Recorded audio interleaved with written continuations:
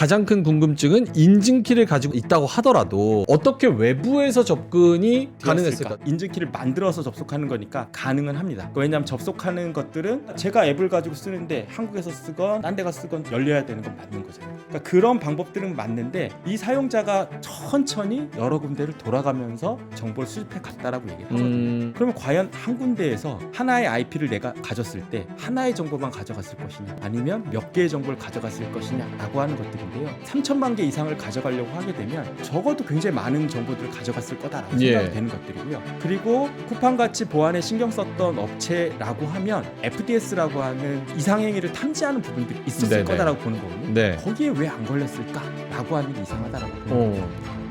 네, 안녕하세요. 퇴근길 라이브 오늘은 제가 진행을 합니다. 연장근무.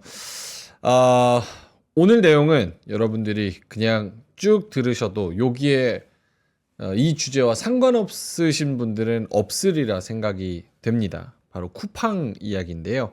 그리고 우리 기업들과 우리 정부 앞으로 이제 보안 솔루션 이쪽에서 얼마나 어떻게 신경을 써야 되는 건지, 쿠팡 사태는 도대체 미스터리하게 왜 벌어진 건지 이 내용을 한번 짚어보고자 합니다. 자, 그러면 오늘 테너블 코리아 이준희 상무님 모시겠습니다. 어서 오세요. 예, 반갑습니다. 네. 참고로 말씀드리면 제가 네. 이제 컴맹이어서 컴퓨터 배우는 거는 한컴 타자기 이후로 손을 놨습니다. 예, 예. 그래서 오늘 좀 중학생한테 이제 설명해 주시듯이 예. 쉽게 편하게 예. 그리고 제가 아는 한은 제가 조금 더 보태서 이렇게 한번. 예. 가능한 그렇게 노력을 할 거고 근데 용어라는 게 항상 있습니다. 어디 가나 이제 그놈의 용어가 있어가지고 용어. 예, 그놈의 용어는 항상 영어로 되어 있어서 네. 그런 부분들이 이제 조금 접근하기 어렵게 만드는 부분들이 있긴 한데 그런 부분들을 가능하면 최대한 쉽게 말씀을 드리도록 노력을 해보겠습니다. 심지어 오프닝에서도 대본에 JWT 서명키라고 있는데 이 토큰이죠. 예, 아이디 제이슨 생성하면 웹 나오는. 토큰이라고 얘기를 하고 있습니다. 저희 할머니가 이거 보시는데 하나도 못 알아들어요. 그래서 그러니까 편하게. 그냥 어렵게 생각하실 게 아니고요. 네. 만약 우리가 이 앱을 쓰잖아요. 어떤 앱을 쓰잖아요. 네. 쿠팡이라고 지금 얘기를 하셨으니까 그냥 쿠팡 앱을 얘기하겠습니다.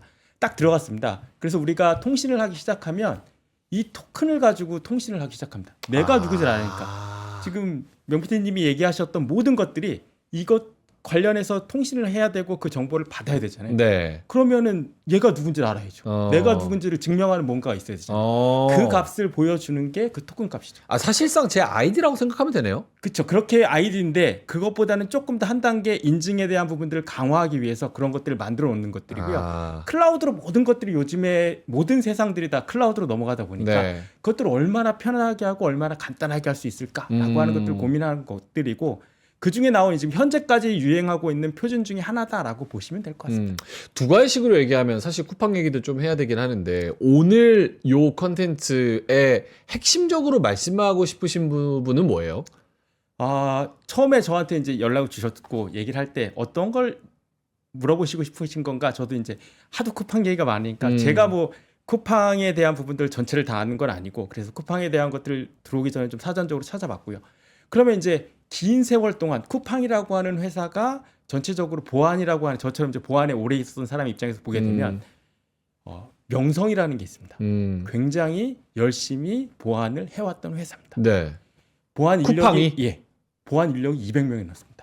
국내 일반적인 회사 중에 200명이라는 보안 인력을 쓰고 있는 회사는 거의 없습니다. SKT나 요런 통신사들 몇 명 써요? SK텔레콤은 굉장히 많이 쓰고 있는데 그중에 일부가 외주 인력으로 되어 있고요. 그래서 아마 내부 인력으로 따지게 되면 쿠팡이 정확하지는 않습니다. 추측의 영역으로 가면 삼성 다음일 겁니다. 진짜요? 굉장히 많은 보안 인력을 쓰고 있는 회사로 알려져 있고요. 그렇기 때문에 오히려 거꾸로 보안을 했던 사람들 중에서 진짜 어떤 일인데? 라고 하는 걸로 관심이 갔죠. 그래서 거꾸로 근데 이제 결과를 놓고 딱 현재까지 나와 있는 것만 딱 꺼내놓고 보면 네. 내부자 소행이라는 것 때문에 오히려 그래도 얘네는 잘하고 있는데 그럼에도 불구하고 내부자에 대한 부분들은 부족했구나. 그리고 어떤 부분들이 부족했구나라는 것들을 보는 거고요. 보안이라고 하는 게 여러 가지 영역이 존재합니다. 네. 뭐 지금 인증이라고 하는 영역도 보안의 영역에 들어갈 수 있고요. 그 다음에 실제로 우리가 어떤 문제가 딱 발생하게 되면 그걸 딱 찾으려고 하죠. 그래서 그걸 찾아가지고 얘가 공격이에요 라고 얘기를 해주는 영역이 네네. 존재합니다. 이걸 우리는 또 영어인데 브릿지 매니지먼트라고 얘기를 하고 있습니다. 네. 인시던트 리스폰스나 브릿지 매니지먼트라고 얘기를 하고 있는데 사건을 해결하기 위해서 보는 영역들이 있는 거죠. 얘네가 자꾸 공격 들어와요. 이게 뭐예요? 라고 하는 걸 찾아주는 영역입니다. 그 영역들이 존재하고 그리고 그 앞에 단에 또 우리는 어떠한 위험이라고 하는 것. 왜냐하면 공격이라고 하는 게 지금도 마찬가지입니다. 어떠한 사소한 어떤 취약점이라든가 이런 것들을 통해서 들어오잖아요. 네. 내가 어떤 취약점을 가지고 있는지 그리고 그 취약점이 진짜 공격에 사용될 수 있는 건지를 확인하고 분석할 수 있는 방안들이 필요하거든요. 이게 우리가 흔히 얘기하는 사전 예방적인 것과 네. 그다음에 실제로 사후 대응적인 측면 두 가지가 잘 맞물려 가지 않으면 문제가 있을 수밖에 없다라고 하는 것들을 말씀드리고 싶은 거죠. 네, 점점 AI 시대 그리고 디지털화가 가속화되면서 우리 기업들 그리고 우리가 온라인으로 실제로 소비하고 서비스를 받는 것들이 굉장히 많은데 그럴 때일수록 우리도 이 보안에 대해서 좀 개념 정리도 한번 하고 또 뭐가 필요한지 한번 점검도 해보고 이런 시간을 좀 갖도록 하겠습니다. 참고로 이제 이준희 상무님은 보안 전문가시고요. 보안 회사에서 제품을 소개하고 테스트를 진행하는 역할을 수행하고 계시고 25년 이상 이 업계에 종사하고 계시고 SK 쉴더스 그리고 CQI, IBM 시큐리티, RSA 시큐리티 이렇게 또 근무를 하셨고 지금은 테너블이라고 하는 글로벌 업체에서 세일즈 엔지니어로 일하고 계시다고. 예, 맞습니다. 예, 보안 전문가입니다. 자, 그럼 일단 첫 번째 쿠팡 사태를 보안 전문가로서 어떻게 보셨는지. 아까 말씀드린 것처럼 어떻게 그런 일이 생겼을까라고 하는 게 일단 궁금했고요. 그렇지만 한 가지 이제 달랐던 점은 내부자 소행으로 일단은 얘기가 되고 있기 때문에 그 내부자가 어떻게 들어왔는가라고 하는 것들, 그 다음에 그 키값을 가져갔잖아요. 그 개인 인증키라고 하는 걸 가져갔기 때문에 그 인증키를 그럼 가져갈 수 있는 프로세스가 있었다라고 하는 거기 때문에 그런 부분에 있어서 관리에 대한 부분들 이런 것들이 문제가 될 수 있는 부분들이고요. 전체 보안 영역이라고 하는 것에서 보게 되면 이거는 그냥 인증키 키 잘못 관리한 건데 근데 그렇게 사소하게 잘못되어 있는 것들 때문에 문제가 일파만파로 퍼질 수 있다라고 하는 것들이죠. 하나하나씩 짚어볼게요. 먼저 토큰을 키를 인증키를 가져갔다고 말씀을 하시는데 이제 여러분이 어디 웹사이트에 들어가서 회원 가입을 해서 이메일이랑 패스워드 해서 회원가입을 누르면 나의 그 고유한 정보로 저쪽 서버에다가 그쪽 웹사이트에다가 JWT라는 토큰, 그러니까 내 이제 인증 키가 하나 생기는 거죠. 맞습니다. 그게 이제 쿠팡은 뭐 몇백만 명, 몇천만 명 될 거 아니에요? 그런 거를 쭉 가지고 있는 리스트가 있는데 그거를 지금 한 직원이 퇴사자가 빼낼 수 있었다. 빼낼 수 있었다는데 지금까지 뭐 그게 제가 들었고 얼마 전에 그 현안 질의 하셨잖아요. 국정 현안 질의 할 때 들었던 내용들 그리고 거기에서 뭐 질의하셨던 것들 이런 것들을 나오기 전에 한번 저도 살펴봤습니다. 왜냐하면 이걸 말씀드려야 되는 부분이 있어서 이제 그런 것들을 살펴보면서 정확하진 않지만 현재까지 나와 있는 것들은 아마 이렇게 될 거다라고 생각해서 제가 한번 장표를 만들어 봤는데요. 이걸 한번 띄워주시면 이렇게 되어 있다라고 보여집니다. 공격자는 지금 그 내부자라고 생각을 하시면 되고요. 그다음에 인증 서버라는 게 있을 겁니다. 그 다음에 우리가 통신하는 그때 앱이 통신하는 거는 최종적으로는 API 서버라고 보시면 됩니다. 그래서 서버. 모든 것들은 API를 통해 가지고 확인하고 분석하는 방식이다라고 보시면 되는데요. 이분이 나가시기 전에 개인전자 서명키를 추출하는 거를 인증 서버에다 요청을 한 거죠. 그러면 그걸 이제 받아간 겁니다. 그리고 나서 퇴사를 했죠. 키를 보유한 상태로 나간 겁니다. 그러니까 전체 회원들의 아니요. 그게 아닙니다. 그럼요. 이거는 개인 전자 서명 키라는 것만 가져갔습니다. 저거는 어떨 때 필요한 거예요? 저거는 이제 만약에 지금 아까 피디님이 말씀하셨던 것처럼 어디 그 로그인을 해서 들어간다라고 하게 되면 우리가 간단하게 얘기하면은 뭐 많이 비유를 하시던데 호텔 키라고 보시면 됩니다. 호텔 키를 딱 키면 내가 거기 들어가죠. 그리고 내가 나오면 그 키는 반납이 되죠. 그렇죠. 그러면 그걸로 끝나는 겁니다. 근데 이 키는 그 뒤에다가 그 개인 인감 증명처럼 얘는요 누가 써도 가능한 키예요라는 걸 꽝 찍어주는 거예요. 마스터 키 같은 거요? 마스터 키 같이. 우리가 얘를 인증해 줄게요. 얘는 맞아요라고 하는 것들을 최종적으로 인증을 해주는 겁니다. 저 개인 전자 서명 키를 추출하면 저거 키를 얻다가 어떻게 쓸 수 있는 거예요? 저 키를 갖다가 쓰면 그 키로 다시 재조합을 해야 되긴 합니다. 과정이 필요하긴 한데 그걸 쓰게 되는데 앞쪽이 좀 틀렸다고 하더라도 최종적으로 이 키를 쓰고 있기 때문에 시스템 서버 입장에서는 그래? 약간 미심쩍은데 그래도 얘가 인증돼 있잖아. 얘는 마스터 키잖아. 네. 그러면 허용이 되는 거죠. 오케이. 그렇게 해서 예. 가져갔고. 그렇게 했고요. 그다음에 이제 여기 안에다가 정보를 이제 입력을 해야 되는 겁니다. 페이로드라고 하는 것들을 이제 넣어서 만들어야 되는데요. 이번에 그 현안 질의할 때를 보니까 UUID라고 하는 단어가 하나 나왔습니다. 네. 유니버셜 유니크 그 아이덴티티라고 보시면 됩니다. 그래서 아이디인데 네. 이게 이제 나한테만 부여되는 특별한 값입니다. 대개는 이게 특별한 16진수로 만들어지고요. 네. 그래서 좀 길고 복잡한 형태로 되어 있습니다. 음. 그리고 이걸 만들 때는 항상 난수로 이렇게 만들라라고 하는 그 권고 사항이 있습니다. 근데 그걸 난수로 만들질 않고 증분으로 만들어 놨다는 거죠. 네. 하나씩 올라가게.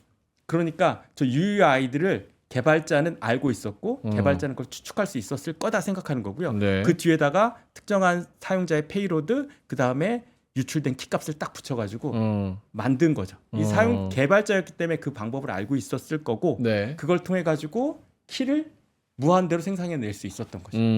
일단 따라가 보겠습니다. 예. 그리고 나서 이 키를 가지고 아까 말씀하셨던 JWT라는 정보를 API로 요청을 하는 겁니다. 그러면 그 서버는 아까 말씀드렸던 것처럼 얘는 마지막에 진짜 키가 있잖아요.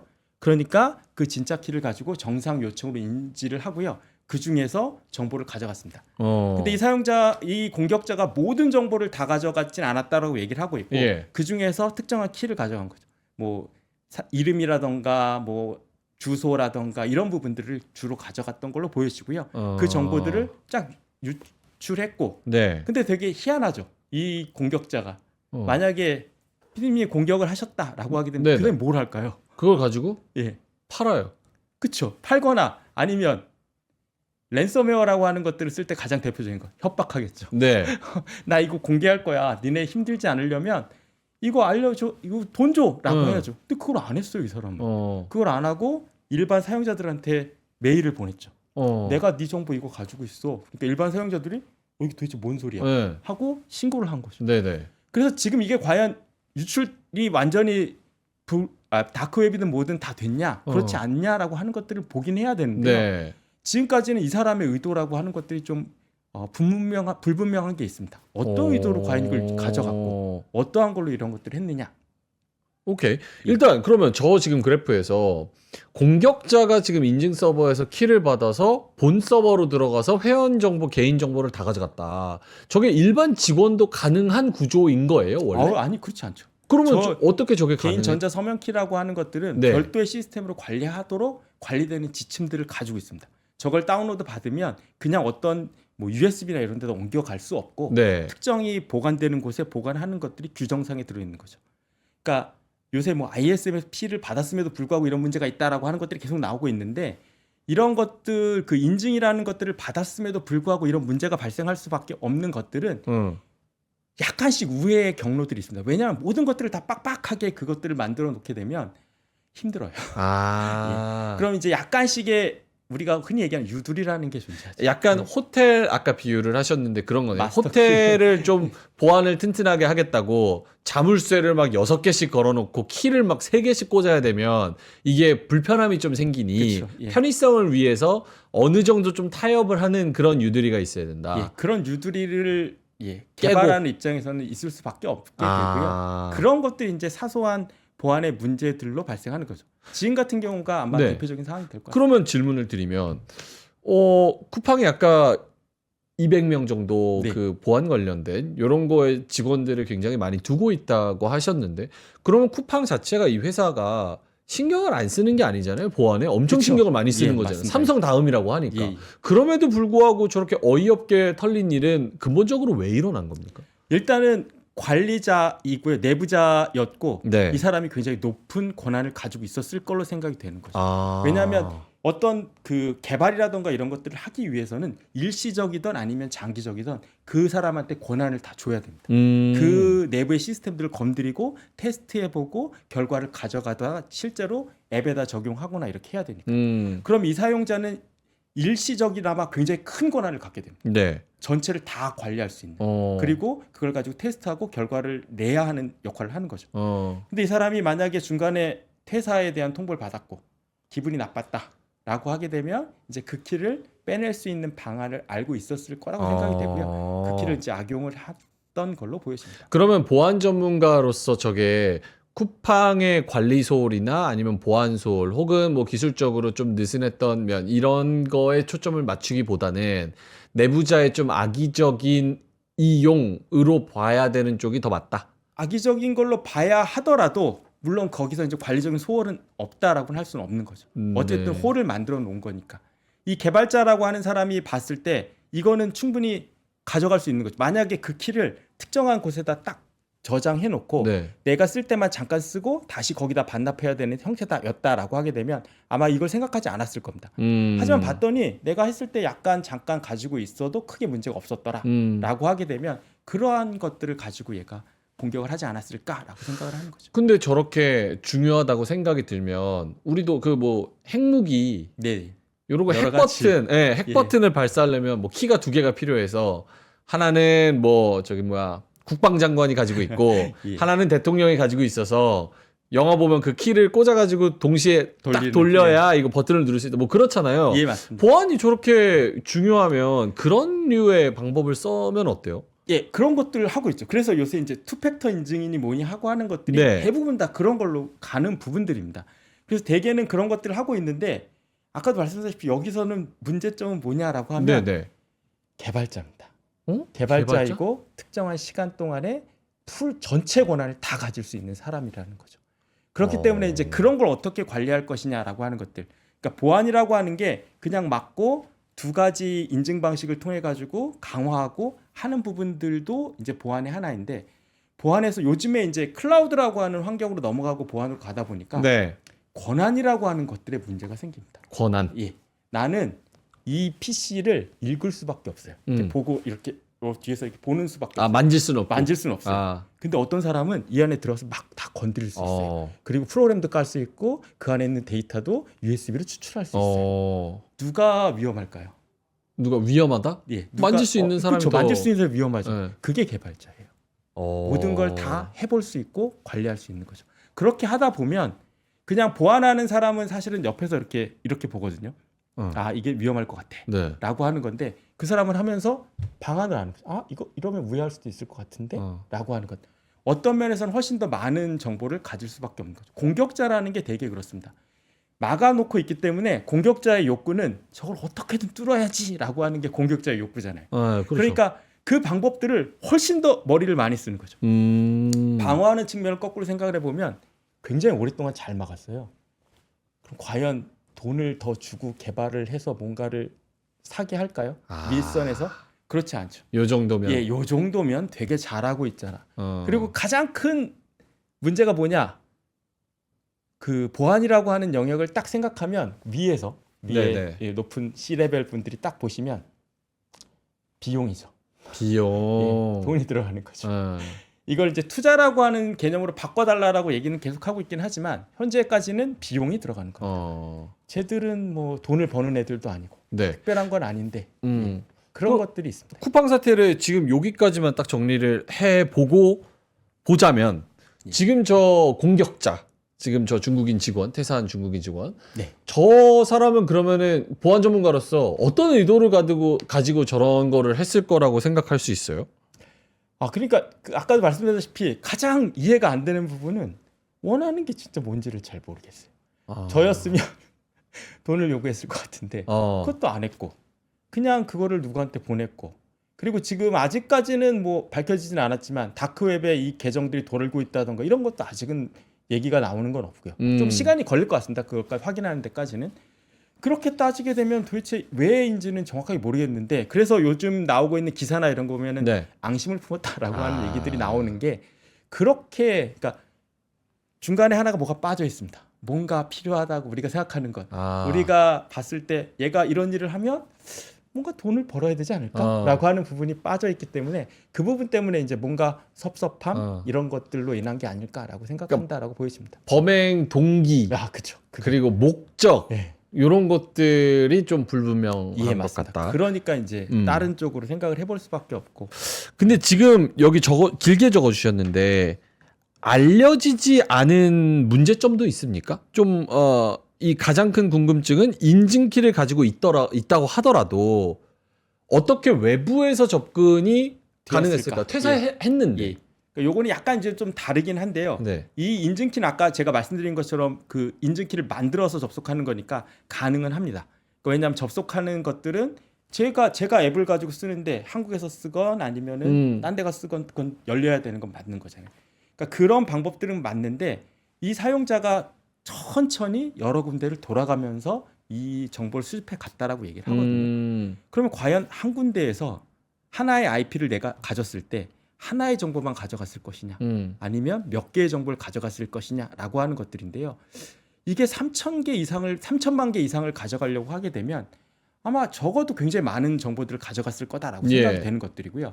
그리고 쿠팡같이 보안에 신경 썼던 업체라고 하면 우리가 흔히 말하는 이제 FDS라고 하는 그 이런 어떤 그 이상행위를 탐지하는 부분들이 있었을 네네. 거다라고 보는 거거든요. 네. 거기에 왜 안 걸렸을까라고 하는 게 이상하다라고 보는 것들입니다. 예. 그건 아직까지 밝혀진 게 그건 없습니까? 아직까지 밝혀진 건 없고요. 좀 더 시간이 걸립니다. 왜냐하면 SK텔레콤 사태를 보시면요. 네. 분석해서 나오는 데까지 몇 달이 걸렸습니다. 그리고 1차랑 2차랑도 또 보고 내용이 달라졌고요. 네. 그런 걸로 보게 되면 지금은 아직까지는 좀 시간이 촉박하다라고 보고 있고요. 시간이 조금 더 지나면 아마 좀 더 상세한 내용들이 나오지 않을까라고 생각을 하고 있습니다.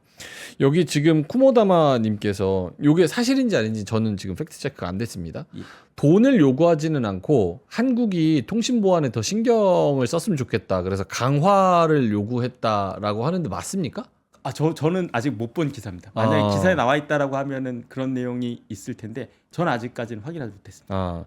이것도 가능성이 있습니까? 그냥님께서 외부에 해킹당했다는 것보다 내부 유출이라고 하는 게 나으니까 혹시나 그렇게 스토리를 돌리는 거 아니냐라고 하는데 지금 나온 정황 증거들과 단서들로는 그럴 가능성은 없다고 봐야 되는 거죠. 근데 지금 아직까지는 데이터가 너무 적기 때문에 네. 일단 나와 있는 데이터를 가지고 설명할 수밖에 없는 거고요. 이제 이걸 가지고 민관 합동으로 이제 뭘 확인하기 시작하겠죠. 네. 분석을 하다 보면 기존에 뭔가 문제가 있었던 것들도 나올 수 있고요. 그 다음에 이 문제가 어떤 건지 좀 더 상세히 나올 거라고 생각은 합니다. 근데 아직까지는 너무 초기입니다. 지금은 너무 초기이고 아마 전체 분석은 다 안 돼 있을 거라고 생각이 되고요. 초기라고 말씀을 하시니까 그럼 이 문제가 어떻게 더 크게 번질 수 있는 거예요? 2차적으로 뭐 이분이 뭐 팔아서 우리가 뭐 더 큰 피해를 입거나 뭐 이런 것들을 말씀하시는 걸까요? 뭐 그런 것도 있고요. 만약에 이제 조사라고 하는 것들을 시작하게 되잖아요. 그러면 기존에는 밝혀내지 못했던 것들이 밝혀질 수도 있고.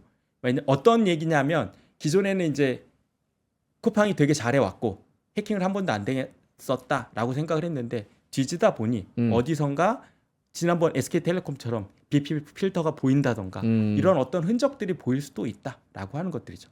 그럼 이제 그때는 오히려 또 새로운 확인이 필요하게 되는 게 문제가 될 수도 있다라고 하는 것들입니다. 지금 많은 분들이 걱정하는 게 사실 우리나라 진짜 개인정보 유출 개인정보가 아니에요. 그냥 사실 공공정보입니다. 너무 많이 팔려가가지고 이런 거에 대해서 걱정을 많이 하시는데 이번 쿠팡 사태로 인해서 이게 정보가 다른 해외로 팔리거나 혹은 또 2차적으로 이 정보를 이용해서 제가 더 큰 금융 피해나 막 이런 걸 입거나 이럴 수 있습니까?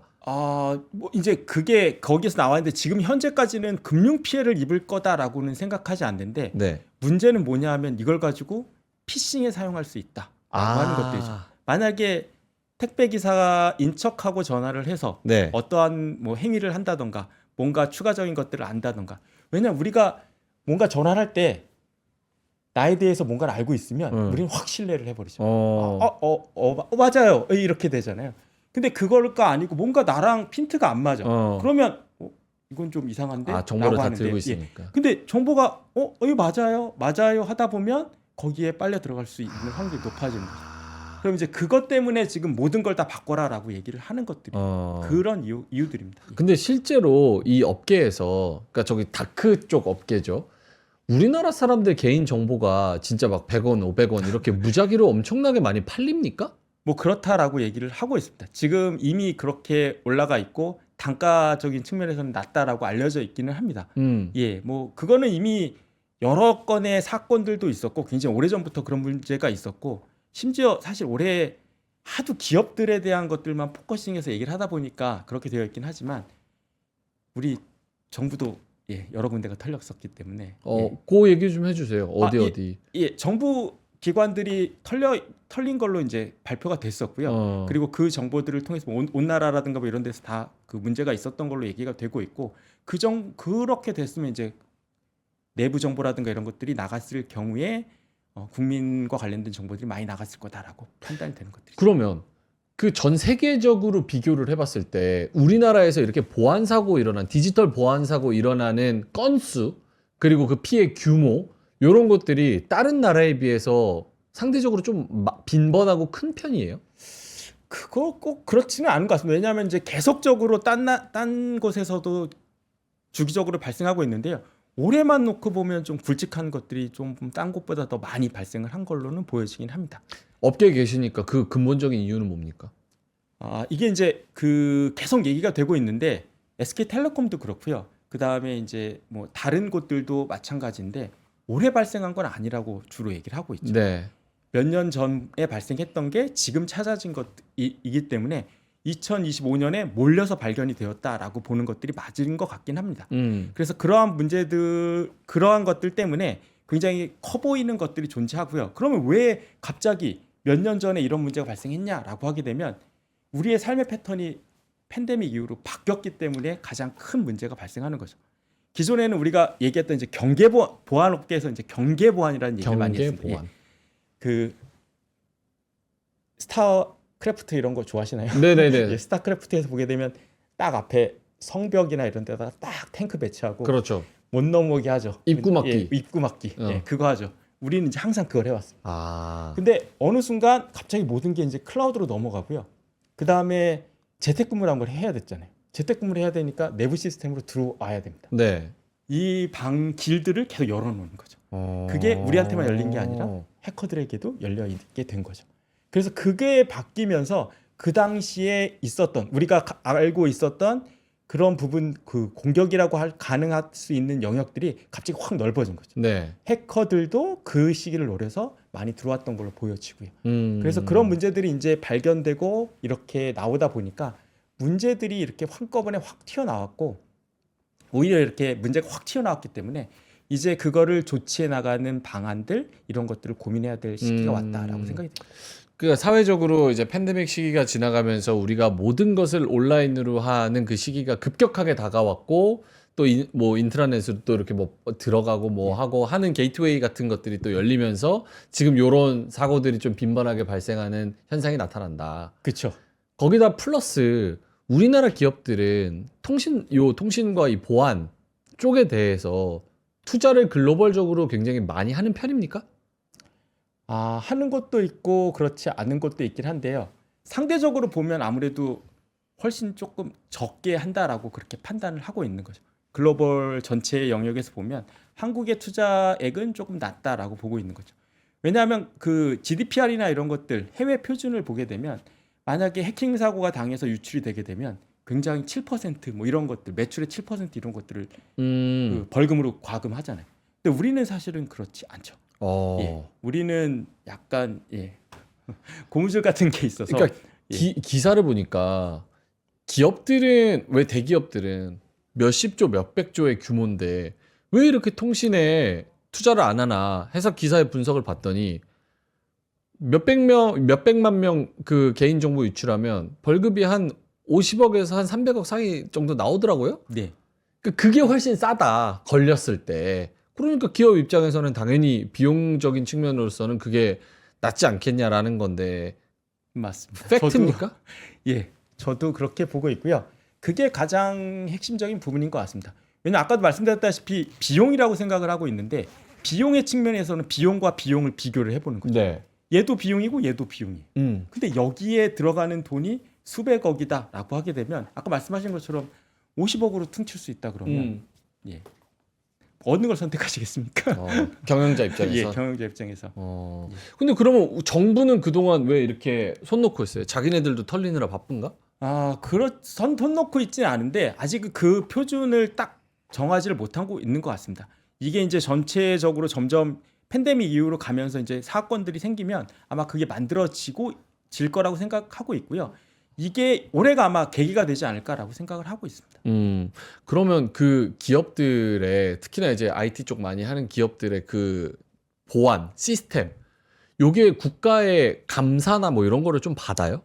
그게 대표적인 게 IMSP라고 하는 거, ISMSP. ISMSP. 예, 그 인증 제도가 있습니다. 그래서 이제 개인 정보를 어떻게 관리하고 있고 어떠한 부분들을 어떻게 하고 있느냐. 네. 그리고 주요 정보통신에 대한 그 기준도 있고요. 이런 부분들 전체적인 것들은 다 가지고 있습니다. 예, 금융 쪽은 또 금융에 대한 표준들을 가지고 있고요. 그래서 그렇게 되어 있는데 대개는 이제 그거를 어떻게 하고 있느냐라고 하는 것들이 문제가 될 수 있는데 우리는 약간 설정 쪽에 조금 굉장히 집중하고 있습니다. 설정? 예. 비밀번호 몇 자리 쓰고 계세요? 저요? 예. 저 엄청 어려운 거 써요. 아, 그래요? 진짜 어려워요. 예, 잘하고 계시네요. 네. 그런 걸 신경 씁니다. 비밀번호는 아. 8자리 이상 대소문자 넣어야 되고 이런 것들을 주로 우리는 신경 쓰고 있고 네. 근데 해외 같은 경우에는 그것뿐만 아니라 실제로 얼마 전에 롯데카드가 해킹당해서 거기에 나온 기사를 보게 되면 네. 8년 전 취약점을 가지고 뚫었다라고 얘기가 되어 있잖아요. 그러면 이제 8년 전에 대한 취약점이다라고 하는 것들, 웹과 관련된 취약점이었기 때문에 이런 것들은 저희가 흔히 얘기하는 CVE라고 하는 게 있습니다. C VE. VE. 그래서 이제 Common Vulnerability Expose라고 하는 게 있거든요. 그래서 알려져 있는 취약점이 노출되어 있다라고 하는 걸로 이렇게 보시면 됩니다. 그렇게 이제 어떤 소프트웨어를 뚫고 들어갈 수 있는 취약점들이 존재하는데 이런 것들에 대한 기준은 사실 없습니다. 어떤 것들을 하고 어떻게 해야 된다라고 하는 기준이 없고 아까 말씀드렸던 우리가 경계 방어라는 걸 했잖아요. 경계 안에 있는 시스템은 안전하다고 생각을 한 거예요. 굳이 패치를 하고 뭘 하고 하는 이런 그 수고를 하고 싶지 않은 거예요. 그러니까 되게 말씀드리기 좀 이렇게 그런 부분이긴 한데 네. 패치라고 하는 것들은 위에다 이렇게 딱 붙이는 거잖아요. 뭔가 네. 어떤 버전을 우리가 소프트웨어를 쓰고 있다라고 하게 되면 소프트 위에 구멍이 생겼어요. 네. 보안에 구멍이 생겼으면 그걸 딱 이렇게 붙여서 막아주는 거잖아요. 업데이트하는. 그렇죠. 막는데 이걸 딱 막는 순간 막을 때 잠깐 서비스가 내려갔다 올라올 수도 있어요. 그리고 그다음에 서비스가 중지될 수도 있고 그다음에 만약에 이걸 딱 붙였는데 네. 붙이는 과정에서 잘 안 붙어가지고 막 계속 붙어 있어요. 붙이려고 노력을 해요. 그러면 이제 그것도 그 동안에 이제 서비스가 안 될 수가 있잖아요. 아하. 그럼 이게 기업의 입장에서 보면은 포함은 비용인데 쟤네 때문에 서비스가 안 돼, 돈을 못 벌어. 이러면 되게 큰 문제로 발생하는 거죠. 그러면은 약간 우리나라도 이 제도적으로 조금 그런 보안 관련된 정부의 감시나 이런 것도 또 더 철저하게 하고 또 내용도 좀 바꾸고 거기다가 기업들이 만약에 이렇게 손해가 발생해서 이제 소비자들이 개인정보가 유출되거나 이러면 좀 세게 좀 벌금을 내거나 이런 제도가 좀 필요하겠네요. 그거 만들어 가고 있는 걸로 알고 있고요. 네. 지금 뭐 그 GDPR이라고 하는 워낙에 이제 강력한 유럽의 기준이 있기 때문에 거기와 비슷하게 이제 만들어 가고 있는 걸로 알고 있습니다. 그리고 그렇게 만들어져야지 아마도 좀 더 신경을 쓰게 될 거라고 생각이 되고요. 그렇게 되면 아마 좀 보안의 레벨이 올라갈 수 있지 않을까라고 그렇게 보여지고 있습니다. 요거는 조금 약간 아까로 돌아가는 질문이긴 한데 궁금해서 아까 저 쿠팡 사태에 퇴사한 중국인 직원이 그 거의 최고급의 모든 액세스를 다 가지고 있다라고 있었을 거다라고 있었을 거다. 근데 그런 사람을 외국인을 써요? 그거랑 상관없어요? 예. 왜냐면 이게 사실은 쿠팡은 한국 사람들이 엄청 많이 쓰고 있고 거기에다가 이게 되게 뭐랄까요? 정보 자체가 요즘은 이제 정보, 데이터 이게 또 국가 안보랑도 연결이 되는 사안이잖아요. 근데 이거를 외국 사람한테 모든 그 권한을 대한민국 최고의 이 로지스틱 앱의 권한을 맡긴다? 그렇게도 보실 수 있는데요. 쿠팡이라고 하는 기업이 사실은 한국 기업은 아니잖아요. 그렇죠. 예. 그리고 그 안에 구성원들로 보게 되면 한국의 모든 보안팀 있지 않습니까? 미국에도 있고요. 그 다음에 또 다른 곳에도 있고요. 뭐 지금 대만이라든가 이런 쪽에도 있는 걸로 알고 있고, 뭐 인도에도 있고, 뭐 이런 식으로 해서 나눠져 있기 때문에 굉장히 다양한 인력들이 들어와 있는 걸로 알고 있고요. 쿠팡 본사에 가도 중국 분들이나 인도 사람 그다음에 뭐 외국 서양 뭐 외국인들에도 굉장히 많고요. 그래서 굉장히 글로벌 기업이고요. 그리고 국내 다른 뭐 저쪽 제조사 쪽에 가봐도 요새는 외국인 그 개발자들이나 이런 사람들이 상당히 많습니다. 왜냐하면 그들이 오랫동안 그런 것들을 해온 사람들도 있고, 그다음에 이제 경력이라든가 이런 걸 봤을 때 이제 효율이 높은 것도 있고요. 제가 왜 여쭤봤냐면 사실은 미국은 뭐 CIA나 FBI 아니면 방산업체 근무하려면 미국 시민권이어야 되고 범죄 경력 조회도 다 하잖아요. 그만큼 이제 그런 내용 자체가 국가안보랑 네. 직결적으로 연결돼 있으니까 그런 건데, 사실 쿠팡이나 뭐 개인정보나 이렇게 모든 국민의 데이터를 거의 다 총망라해서 가지고 있는 기업 같은 경우면 이것도 약간 그런 분야에 어느 정도 좀 들어가지 않나라는 생각이 좀 들어서 한번 여쭤보긴 글쎄요. 근데 했어요. 그렇게 따지면 구글 같은 곳은 진짜 완전히 전 세계 모든 민족들이 다 모여 있는 그런 회사라서. 네, 제가 네. 그래서 그게 궁금한 거예요. 구글은 한 사람한테 그렇게 액세스를 줘가지고 구글 뭐 진짜 몇 억 명의 정보가 한꺼번에 털렸다? 이러진 않을 거 아니에요. 예, 그런 것들을 이제 제도적으로 더 꼼꼼하게 만들어 놨겠죠. 그쪽에서는 더 그렇게 해놨을 거고요. 네. 아까 말씀드린 것처럼 그런 권한들, 그다음에 이제 최사자에 대한 프로세스 이런 것들을 좀 더 깔끔하게 만들어 놨다라고 하게 되면 이제 그런 문제가 없었을 거다라고 보는 거죠. 그래서 이제 보안 업계들도 사실 이런 문제들이 이제 처음 나오진 않았을 거잖아요. 네. 그러니까 보안 업계들도 계속적으로 그런 것들을 만들어내고 있습니다. 그래서 요새 이제 클라우드 시큐리티라고 하는 것들이 많이 나오고 있기 때문에 네. 권한이라는 걸 그러면 어떻게 줄 건데, 얼마나 줄 건데라고 하는 것들에 대한 뭐 저스틴 타임이라고 하는 방식으로 해서 그 시간에만 딱 주고 권한을 뺏는 게 있습니다. 보안 업계에는 그런 얘기가 있습니다. 그 권한이라고 하는 건 주는 건 쉬운데 네. 회수하는 게 어렵습니다. 왜요? 예? 내가 이 사람에게 권한을 언제 줬는지 잘 모르고, 그 다음에 이 권한을 진짜로 쓰고 있는지 아닌지도 정확하게는 모르지만 만약에 내가 그걸 뺐어요. 문제가 생겼어요. 그럼 누가 책임을 져야 될까요? 그렇구나. 이게 다 만약에 근데 하필이면 그게 CEO의 계정이었어요. 네. CEO한테 권한을 줬다가 내가 이건 필요 없는 것 같은데 뺐어요. 어느 날 이 사람이 외국에 가서 나 이거 접속이 안 돼라고 뭐 이런 게 오면 이건 담당자 입장에서는 땀 흘릴 일이 될 수 있죠. 그러니까 이제 그러한 것들로 되어 있기 때문에 권한이라는 건 주기는 쉽습니다. 하지만 회수가 어렵죠. 그래서 아예 그걸 이제 그 솔루션이라는 걸로 딱 만들어 버리는 겁니다. 나한테 한 달만 줘. 그러면 한 달 주고 그 이후가 되면 싹 빼버리는 거죠. 이런 식으로 다시 필요해? 그럼 다시 요청해. 라고 하는 것들. 귀찮지만 그렇게 귀찮게 하는 것들이 만들어져야 그 다음에 더 조심하고 그 다음에 그런 과도한 권한들을 안 쓰게 되는 거죠. 알겠습니다. 앞으로 이제 사이버 리스크, 이런 쿠팡 사태 같은 그런 일들이 더 많이 일어날 거라고 보세요? 많이 일어날 수밖에 없을 거라고 생각합니다. 왜냐하면 이게 아주 진짜 옛날 한 20년 전쯤 가면 해킹이라고 하는 게 사실 돈하고 그렇게 연관이 없었어요. 오? 예, 돈보다는 나 잘났어 였거든요. 내가 잘해, 나 쟤뚫었어, 뭐 이런 것들, 이렇게 하는 것들이 많았는데 어느 순간 이게 이제 산업이 되어갔죠. 그래가지고 뭔가를 이렇게 뚫고 확인하는 것들로 됐고, 그래서 우리가 좀 잘못 생각하고 있는 것들 중에 하나가 네. 해커라고 하는 사람들, 공격자라고 하는 사람들이 굉장히 어렵게 뭔가를 뚫고 들어가는 걸 좋아할 거다라고 생각하는 경향이 있는데요. 오히려 거꾸로 그렇지 않죠. 굉장히 쉽게 들어갈 수 있고 쉽게 들어가서 어떤 내가 데이터를 가져올 수 있는 방안이 있다라고 하게 되면 그 방법을 선택하도록 그렇게 되어 있습니다.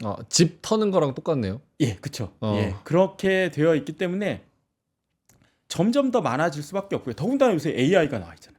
AI는 근면 성실합니다. 24시간 쉬지 않고 공격을 해볼 수 있죠. 그렇기 때문에 그러한 솔루션들이 나와 있고, 그게 꼭 AI가 우리 같이 좋은 쪽에서 쓰는 건 아니고 그들도 쓰고 있을 거기 때문에 네. 그러한 부분에 있어서도 우리는 항상 대비를 해야 되는 거죠. 그럼 앞으로 사이버 리스크는 더 늘어난다. 근데 기업들은 대비를 잘 하고 있는가? 아까 뭐 말씀은 좀 해 주셨지만 실제로 기업들의 현황에서 필드에서 기업들은 어떻게 대비를 하고 있고, 전문가로서는 어떻게 더 대비를 해야 된다고 생각을 하시는지. 이것도 이제 앞에서 말씀드렸던 거랑 같은 맥락에서 보면 일단 거버넌스라고 하는 게 있습니다. 위에서부터 내리는 거. 네. 그러니까 정부 거버넌스가 정부니까 이제 위에서 내리는 것들이 있습니다. 네. 이게 없으면 보안이라고 하는 팀이 운영되기가 되게 어렵습니다. 일단 뭔가 그들이 할 수 있는 권한을 줘야 됩니다. 이들이 조사하고 확인하고 그러면서 약간의 문제가 생기는 것들이 있다라고 하게 되면 그것들을 감내할 수 있는 부분들이 반드시 필요하죠. 왜냐하면 우리의 보안 쪽에서 하고 있는 것들을 보게 되면 만나서 얘기를 하게 되면 가장 먼저 묻는 것들이 다 이거 하면은 문제 없어요? 이거 해도 괜찮아요? 이거 했을 때 문제가 생기면 어떻게 하실 거예요? 라는 게 먼저입니다.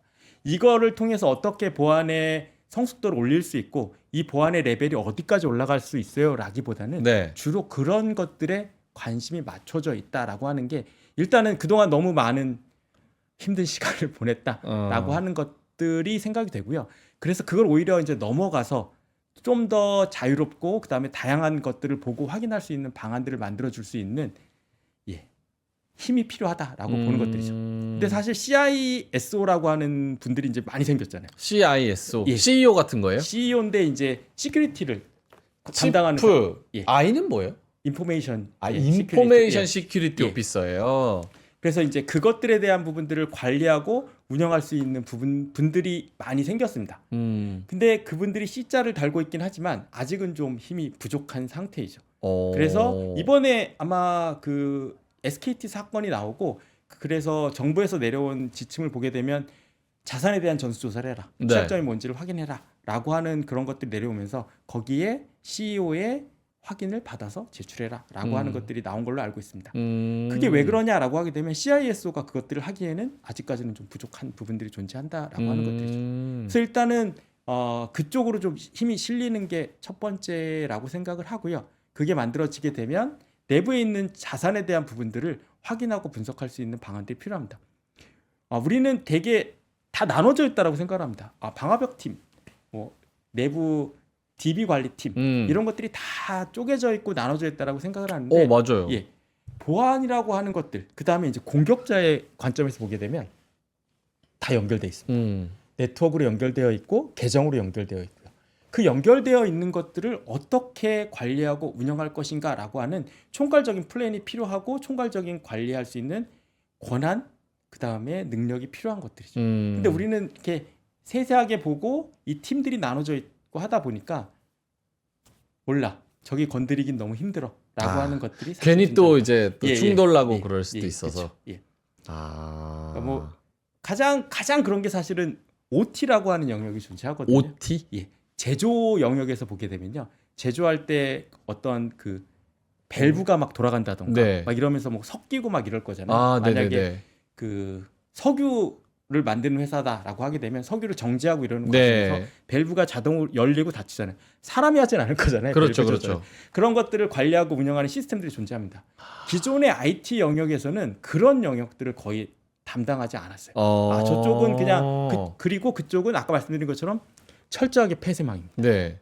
그게 오래전에는 그랬는데 얘네도 어쨌든 통신을 시작해야 되잖아요. 그렇죠. 예, 관리가 돼야 되고 통신을 해야 되니까 얘들도 IP를 갖기 시작했고 어느 순간 하나 둘씩 통신을 시작하게 되는 거죠. 그러면 그쪽에 문제가 발생할 수밖에 없고, 그게 내부 시스템과 연결되어 있다라고 하면 IT 시스템과 연결되어 있다고 하게 되면 이쪽 문제가 이쪽으로 들어갈 수도 있고, 그 다음에 IT의 문제가 OT로 섞일 수도 있고, 이런 부분들에 대해서 어떻게 관리할 것이냐라고 하는 것들, 연결되어 있다라고 하는 그 관점이 일단은 제일 중요하다라고 생각을 합니다. 진짜 말씀 들으니까 확 더 체감되는 게, 이제는 그 공장도 다 스마트 팩토리라 그래서 사람 없는 그냥 뭐 다크 예, 팩토리 맞습니다. 뭐 이런 것도 돌아가고, 거기서 막 물건 다 찍어내고, 샤오미 핸드폰은 뭐 다크 팩토리에서 만든다면서요. 사람 한 그쵸, 명도 예. 없는 그 공장도 그렇게 되고, 우리 일상도 이제 AI 들어오면서 저기 뭐 돌아다니는 그런 뭐 카메라, 뭐 로보트 막 이런 것들, 조그만 것들 예, 맞습니다. 다 네트워크로 연결되고. 그렇죠. 예.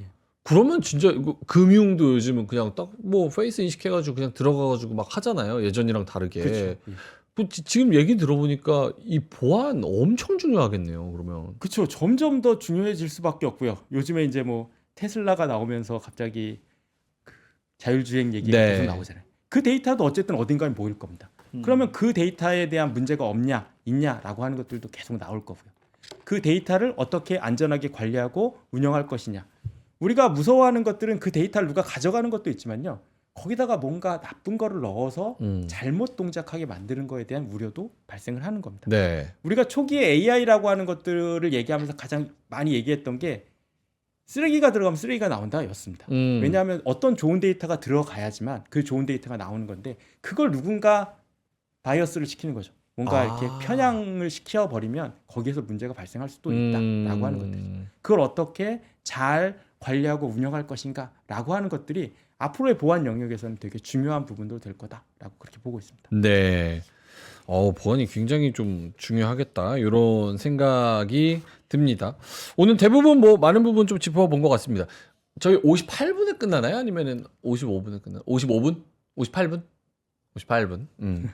궁금한 것 좀 여쭤봐도 돼요? 예. 뭐 제가 아는 부분에서 말씀드리겠습니다. 뭐 쿠팡 내용은 지금 쿠팡 내용 그리고 우리 정부가 해야 할 일, 그리고 기업들이 좀 나가야 될 일, 그리고 우리가 같이 좀 지켜봐야 될 일, 뭐 이렇게 짚어봤는데 좀 여담으로 여쭤보면 사실 그 해커라고 하는 건 일반적으로는 화이트 해커를 뜻하고 나쁘게 공격하는 거는 크래커라고 불리는 게 맞아요? 뭐 꼭 그렇지는 않은 것 같습니다. 해커도 이제 뭐 나쁜 종류가 있냐, 네. 나쁜 의도가 있냐, 아니면 뭐 진짜 말한 대로 화이트 해커냐라고 하는 것들이 나눠져 있긴 한데요. 근데 해커라고 하는 것들은 어떤 악용에 대한 부분들이 있기 때문에 그건 같이 그냥 쓰이고 있는 걸로 보여집니다. 왜 여쭤봤냐면 예. 지금 우리가 모든 자산이 디지털화되고 모든 많은 정보들이 점점 더 이 인터넷의 서버와 어딘가에 다 모여 있고 이러면 제가 만약에 좀 악의적인 해커면 이 해킹을 시도하고 더 많이 공부하고 더 많은 실력 좋은 해커들을 모아서 그룹을 짜서 공격을 할 인센티브가 모티베이션이 훨씬 더 높아질 것 같거든요. 그거에 비하면 화이트 해커들은 그만큼의 페이는 기업들에서 줄 생각을 안 해. 근데 여기서 막기는 막아야 돼. 그래서 그 적정한 보수와 컴펜세이션으로 기업에서 이 해커들을 막는 직업으로 고용이 만약에 된다고 하면 그러면 여기서 괴리가 좀 많이 발생하나? 예. 뭐 저쪽 그 다크 쪽에 있는 해커들이 얼마나 받는지는 모르기 때문에. 네. 근데 국내 그 큰 기업에서는 상당히 많이 받는 걸로 알고 있습니다. 그래서 대우가 나쁘지 않은 걸로 알고 있고요. 그렇기 때문에 그쪽으로 가서 해서 좋은 쪽으로 개발하고 계시는 분들도 굉장히 많고 그쪽 영역을 하고 있다라고 보여지고요. 아까 말씀하신 것처럼 이제 그 어두운 영역에 있는 네네. 해커들 이쪽은 여러 가지 종류가 사실은 존재하죠. 아까 말씀하신 것처럼 이제 기업처럼 돈만을 목적으로 하는 곳들도 있고요. 그다음에 사실 북한이라든가 뭐 러시아라든가 이런 것들은 국가 차원에서 관리하는 조직도 분명히 있다라고 그렇게 보고 있습니다. 그래서 뭐 중국에 대한 해커 조직이 어디를 털어왔다던가 뭐 이런 것들을 통해서 보게 되면 분명히 그러한 그 조직들은 존재한다라고 그렇게 보고 있고요. 그러면 이제 그 조직들이 하는 부분들을 화이트 해커들 쪽에서 어떻게 잘 관리하고 이런 문제가 생기는 것들을 대응해 나갈 것인가라고 하는 것들에 대한 관심이 필요한 것들이죠. 이미 그 굵직굵직한 기업들 있잖아요. 삼성, 뭐 SK, 삼성, 뭐 SK 뭐 이런 것들도 있고요. 그 다음에 이제 전문적으로 보안 업체 중에서도 굉장히 큰 해외 업체들도 있고 국내 업체들도 있고요. 네. 그래서 그런 정보들만 계속적으로 모아서 확인하고 있는 기업들이 생각보다 굉장히 많습니다. 그래서 그 기업들이 그러면 내가 안 정보니까 나만 알아? 그건 아니고 물론 돈을 받기도 하지만 그 정보들을 이제 같이 풀어서 공동 대응하고 확인할 수 있도록 그렇게 하는 것들이 되어 있습니다. 그래서 요즘에 이제 그 IT 쪽에서 보게 되면 생태계라고 하는 것들이 어쨌든 제일 중요합니다. 네. 서로 협력하고 서로 관리하면서 그 정보라고 하는 것들을 혼자만 독식하는 게 아니라 서로 쉐어하고 그것들을 통해 가지고 좀 더 가치 창출할 수 있는 방안들을 하는 게 가장 중요한 부분이기 때문에요. 말씀하신 요지에서 좀 벗어났긴 했지만 네. 화이트 해커냐 뭐 다크에 있는 해커냐 둘 다 벌이가 나쁘진 않을 거라고 생각을 합니다. 아니 북한 언급을 하셨으니까 뭐 뉴스도 엄청 많이 나왔잖아요. 그 뭐 비트코인 뭐 털어가고 뭐 김숙희라고 해서 해커 그룹이 이렇게 있다면서요. 북한이 키우는. 그렇게 보고 근데 있습니다. 실력이 되게 좋다고 막 뭐 뉴스에서는 막 그렇게 나오고 그러다 보니까 그게 돈이 되나 보죠. 북한 입장에서는. 비트코인이 털어갔으면 그건 확실히 돈이 되겠죠. 사실 뭐 그렇게 나올 때마다 항상 의심의 눈초리로 저도 보고 있긴 합니다. 솔직히 네. 말씀드리면 예전에 농협 사태 때도 그랬고 농협 사태 때는 뭘 가져갔는지도 사실 모르겠는데 음. 북한의 소행이라고 얘기를 했고 여러 가지 것들을 자꾸 북한의 소행으로 얘기를 하고 있긴 한데 최근에 그 업비트 말씀하신 거죠. 업비트가 그렇게 당했고 근데 업비트는 아직 조사도 안 했는데 북한 소행으로 보인다라고 얘기 나오는 건 아직 좀 시기상조인 것 같고 이전에 당했을 때 그때 나왔을 때는 그쪽인 걸로 보여진다라고 그렇게 발표를 했었거든요. 그렇게 보게 되면 북한의 입장에서 보게 되면 굉장히 편리하게 현금을 획득할 수 있는 방안이 될 수 있을 거라고 보기 때문에 그쪽 조직에 대한 부분들은 있고요. 뭐 사실 알 수 있는 방안은 없죠. 쟤들이 얼마나 실력이 좋아라고 하는 것들은 없는데 여지까지 나와 있는 것들 그다음에 그걸 통해서 해킹 사고를 일으켰고 정보를 가져갔던 것들을 보게 되면 굉장히 그 능숙하게 그런 것들을 하고 있다라고 보여집니다. 근데 이것도 궁금하네요. 지금 털리면은 뭐 다 중국 아니면 북한이라고 한다. 뭐 이렇게 말씀을 채팅창에서 하시는데 이게 털리고 나서 누구 소행으로 추측이 된다라는 건 어떻게 알 수가 있어요? 뭐 그건 이제 가장 그 요새 이제 루트 코즈라고 하는 것들 그 원인 분석이라고 얘기를 하는데 네. 원래 실제 출발이 뭐야라고 하는 것들을 이제 계속 추적해 나가는 거죠. 그러면 IP라고 하는 것들은 계속 바뀔 수 있는 거죠. 네. 내가 넘어갈 때마다 어떻게 바꿔 볼 수도 있는 것들이고. 그러면 그 IP가 바뀐 것들을 계속적으로 따라가 보는 거죠. 어디서 들어왔고 얘가 그러면 건너가서 어디로 들어왔고 그래서 가볼 수 있는 최종으로 가게 되면 출발점이 중국 IP다 라고 하는 것들을 볼 수도 있고요. 그 다음에 그걸 봤더니 중국 IP긴 한데 요 중국 IP 대역은 기존의 다른 공격들로 봤을 때 북한에서 쓰더라 라고 하게 되면 그걸 북한으로 보는 거예요. 그래서 우리가 이제 스레트 인텔리전스라고 하는 걸 얘기를 합니다. 그러니까 위협에 대한 그 정보들을 모아놓는 곳들이 존재하거든요. 네. 그럼 그 정보들을 계속적으로 모으고 업데이트를 해나갑니다. 이런 사건들이 발생을 하게 되면 그 사건에서 들어왔던 IP, 네. 그 사건을 발생시켰던 어떤 도메인 값들, 그 URL들, 네네. 그 외부 URL들, 그 다음에 어떤 파일을 사용했는지 그 해시 값들 이런 것들을 계속적으로 축적해 놓고 있고요. 그 축적된 데이터를 기반으로 해서 나중에 이제 축적을 하는 거죠. 우리가 포렌식이라고 하는 것들을 얘기하는데 포렌식 방법을 통해 가지고 최종적으로 내가 원하는 데이터를 네. 확인하는 데까지 들어가는 게 거기에 들어가 있는 부분들입니다. 네. 알겠습니다. 1분 남아가지고 오늘 또 이제 구독자분들이 요거를 이제 다시 보기로 또 올라가면 많이들 보실 텐데 마지막으로 지금 쿠팡 이 피해 2차 피해가 뭐 발생한다면 2차 피해를 막으려면 지금 당장 우리 구독자분들이나 보시는 분들이 뭘 해야 되는지. 이거는 뭐 제가 말씀드리는 건 아니고 이미 그 다른 분들이 많이 얘기를 하셨고요. 그래서 일단은 결제 수단을 바꾸셔야 될 거라고 생각을 하고요. 결제 첫 번째, 수단?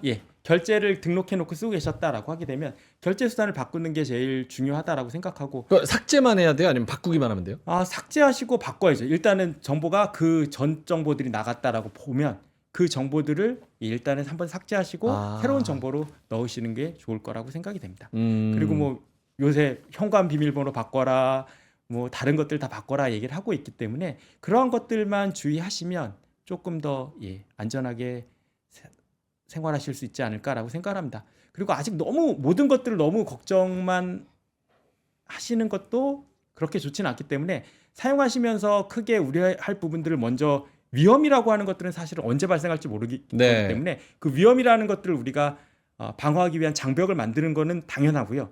그 장벽을 만들어 놓게 되면 그 다음부터는 조금 안심하고 사용하시는 게 맞다라고 그렇게 보여집니다. 네. 혹시 주식하세요? 좋지 않습니다. 제가 성적이 좋지 않습니다. 조금씩 하고 있습니다. 주식하시면 이제 기업도 몇 개 보실 테니까 보안이나 이런 걸로 우리가 좀 엄청 큰 기업, 미국 막 글로벌 기업 중에서 보안 중에서 얘네는 진짜 보안 진짜 잘하긴 잘한다라는 기업 있어요?